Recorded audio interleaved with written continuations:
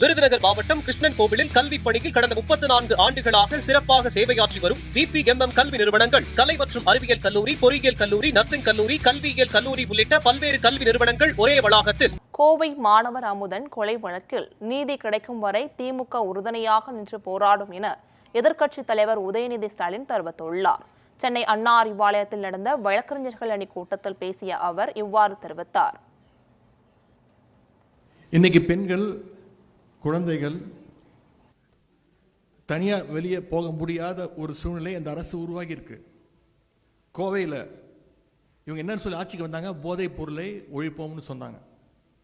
இன்னைக்கு கோவையில் போதைப் பொருள் பற்றி தகவல் கொடுத்த கல்லூரி மாணவன், அவர் பேர் அமுதன், அவனை காவல்துறையே காட்டி கொடுத்துருக்கு. காவல்துறை கூப்பிட்டு கேட்டிருக்கு, இந்த பையன் எல்லாத்தையும் சொல்லியிருக்கிறான், யார் போதைப் பொருள் விற்கிறாங்க, யார் மூலியமா சப்ளை நடக்குன்னு சொல்லியிருக்கிறாங்க. காவல்துறை யாரை பற்றி சொன்னாங்களோ, அந்த பையன் யாரை பற்றி சொன்னானோ அவங்கள கூப்பிட்டு விஷயத்தை சொல்லிட்டாங்க.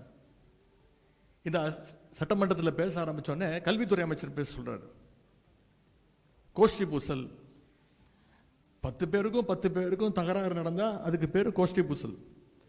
10 பேர் சேர்ந்து ஒரு பையனை அடிச்சா அதுக்கு பேர் கொலை, அதுக்கு பேர் கோஷ்டி பூசலா? 10 பேர்ல 20 பேர் கொண்ட ஒரு கும்பல் அந்த பையனை அடிச்சே கொண்டு இருக்கிறாங்க.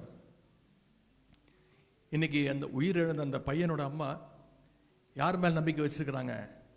திராவிட முன்னேற்ற கழகத்தின் மேல, நம்முடைய தலைவர் மேல் நம்பிக்கை வச்சு இதை திராவிட முன்னேற்ற கழகம் இதை நீதி வாங்கி கொடுக்கணும், என்னுடைய பையனுடைய மரணத்திற்கு திமுக நம்முடைய தலைவர் நீதி வாங்கி கொடுக்கணும்னு அந்த அம்மா பேசிட்டு இருக்கிறாங்க. அமுதன் மரணத்துக்கு நீதி கிடைக்க நிச்சயம் திராவிட முன்னேற்ற கழகம் கண்டிப்பாக துணை நிற்கும்.